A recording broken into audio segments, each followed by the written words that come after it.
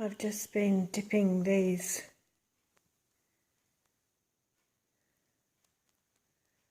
in the leftover paint over there.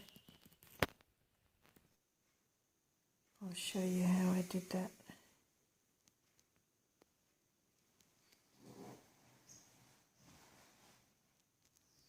Okay, so basically all you need to do, like this is an old medication box, perfectly good cardboard.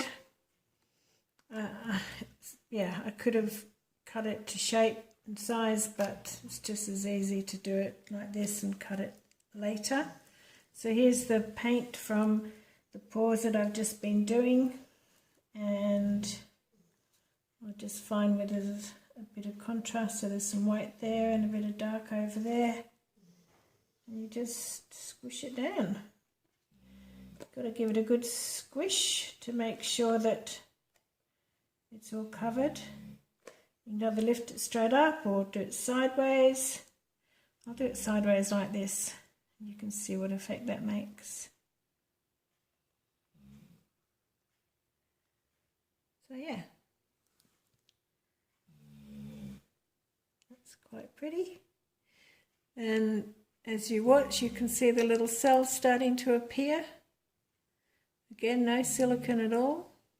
It's just the Floetrol and the paint reacting. So yeah, and I'll give that a little torch and it'll bring it up even more.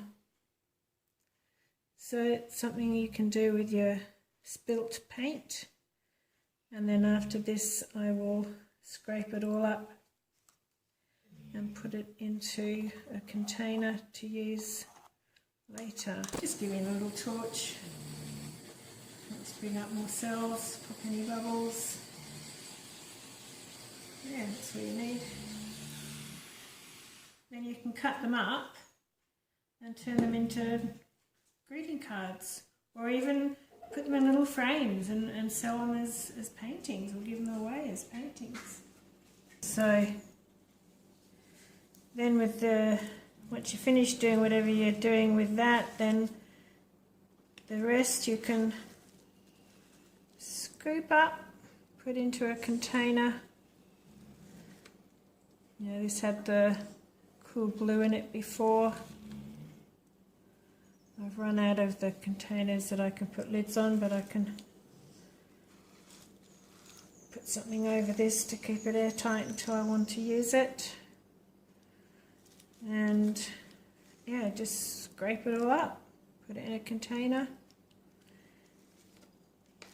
You know, you can do that when especially if the colours are similar, like these are just light blues, dark blues and white, so you're obviously just going to end up with a blue.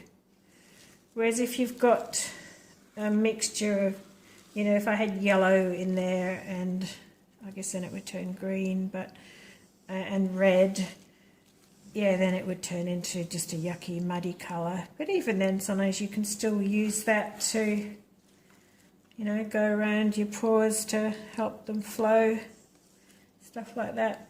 Might be a time when you want a muddy colour in your painting.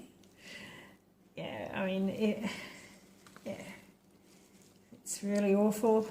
I guess you can always add a distinct colour to it to bring it to a colour. Like if, say, you end up with a grey, you could, and you know, maybe add some more white and make it a pale grey. Could have as a background or something.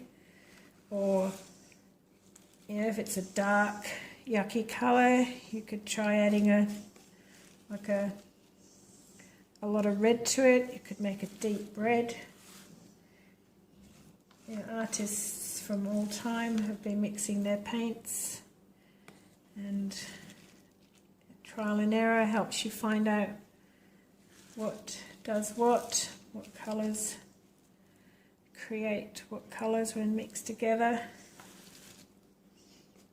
It's not as simple as we learnt at school. Because different, yeah, like even the different blues, especially when we bought a blue, like a warm blue will touch of red in it.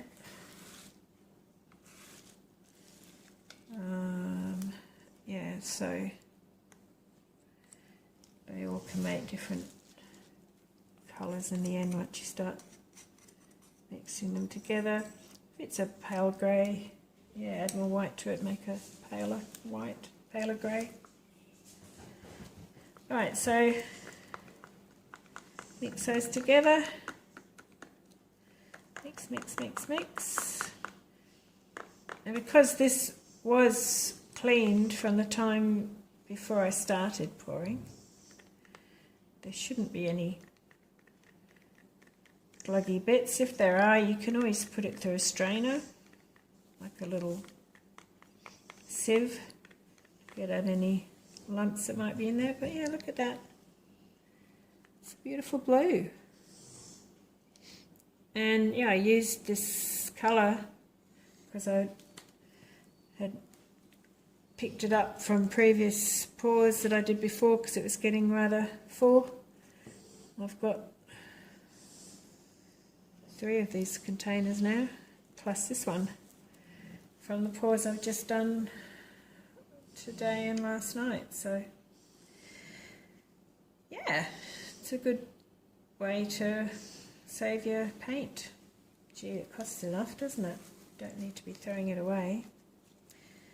Alright, so I might just put a little bit of Glad Wrap over that and a lucky band to seal it in, and it'll keep for a while.